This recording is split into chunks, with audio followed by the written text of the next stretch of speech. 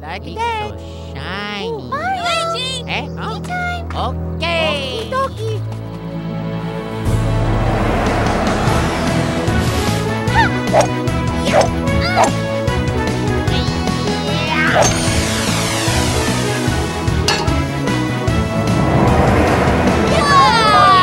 Oh yeah, me. So Mario Golf Toadstool Tour is the follow-up to Camelot's Mario Golf for the N64. Much like the previous game, you play as one of several different Nintendo licensed characters in a bunch of kind of wacky golf courses. It's a really good game. Toadstool Tour is excellent at what it does. However, it is maybe a little bit too much like the last Mario Golf. The basics are pretty much the same as you'd get in any other golf game. You get the basic modes of play. You know, you get your tournament, you get your stroke play, you get your match play, skins, stuff like that. But there's also some more unique, interesting modes of play. There's the ring shot mode where you'll find great big rings scattered all over the course, just kind of floating up in the air, and you got to shoot your ball through those to score. There's a speed golf mode where you have to actually run from one hole to the next, and your speed and how long it takes you to do that will help determine how you stand in the competition. One of the more interesting special modes that they have in the game is club slots. And it's basically just a regular old tournament mode where you compete against a bunch of other characters. It's just sort of a point tournament setting, except that you only get 3 clubs at most to play with, and they're randomly chosen for you using like a little slot machine mechanic. And it's really sort of an interesting mode and a nice challenge for the more expert players. And if you have played a golf game before, it's probably not going to be that hard for you to pick up Toadstool Tour, mostly because the play mechanics are pretty much the same as they've been in just about every other golf game before it. Now, a lot of modern golf games have switched over from the classic 3-click mechanic to a new analog swing mechanic, but Toadstool Tour says none of that. They stick with the classics, they stick with what works, and surprise, surprise, it works. The basics are you hit the A button once to start your power meter up, you hit it again to when you get to the power point that you want to be at, and then it goes. Interesting twist about this mechanic that they've introduced in Toadstool Tour is that you can either just hit it once, then hit it again, and then off you're on your way, or you can choose to hit the A button on the first to begin the meter, and then you hit the B button once you get to the power that you want it at, and then when it goes back down, you hit a button again to determine the accuracy of your shot. But on that third click, you can double tap the A button to give the ball more topspin, or you can double click the B button to give it a little bit of backspin. And it's really nice that they have figured out a way to make it, easy for beginners and yet deep enough for more experienced players who would understand the nuances of the game to be able to make use of such things without having to go through any menus and change any settings. It's just all there all at once. The screen is always jam-packed with information about where you stand in the game. There's information about the lie of the ball. There's information about the altitude of where your shot is going relative to where it currently is, weather conditions like wind direction, all sorts of information that if you know how to read it and understand how it affects the game can really be used to your advantage. It is a pretty deep game. It is fairly serious, but it is also still Mario Golf, so there is some whimsy to it and some stuff that sets it apart from other modern golf games.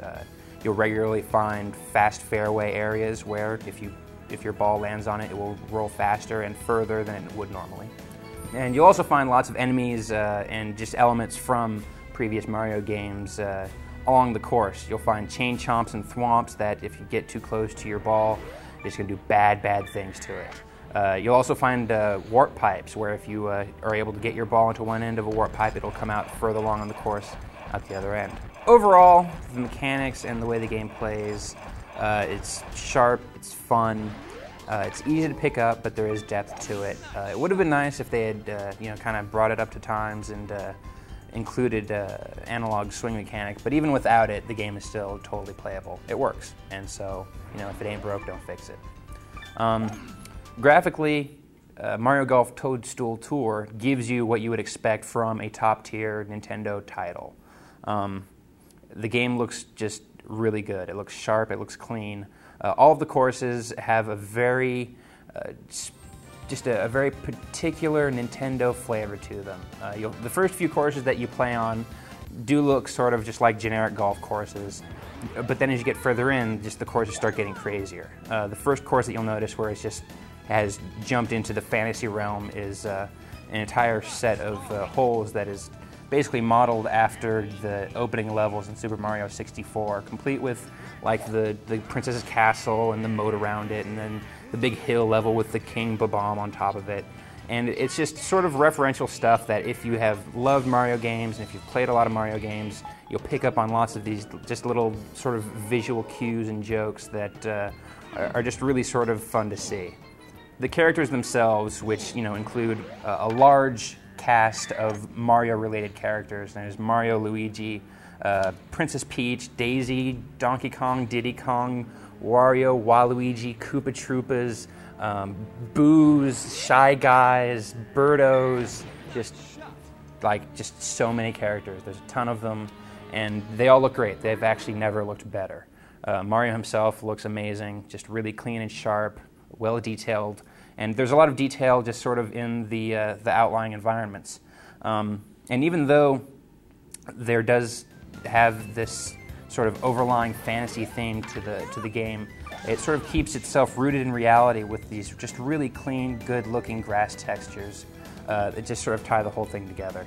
For the most part, Toadstool Tour looks really good, but there is one problem, and it is really annoying, and that's the camera. When you're setting up a shot, you can only move the camera along the path of where the ball is going to go. The problem with this is that it does not give you enough perspective on the outlying environment to know if you're shooting where you should be. And this becomes even more of a problem when you're putting, because the camera, again, only goes along the path of the ball, but your character model never goes away. So you have to sort of angle your way around it and just try to figure out how to see what you need to see. And it can be done. You can work around it, but it's unfortunate and disappointing that you have to work around it. The music in Mario Golf Toadstool Tour is essentially a clearinghouse for just about any Mario theme that you have heard in any previous Mario game, starting from Super Mario Bros. Up to Super Mario 64.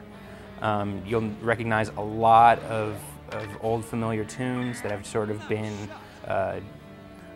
reinterpolated using instrumentation that's just more friendly for the sort of laid-back golf attitude. And they also have some new stuff, and the old stuff and the new stuff blend together nicely. The beauty of Mario Golf Toadstool Tour is that it's a golf game that will appeal to people that wouldn't otherwise play a golf game.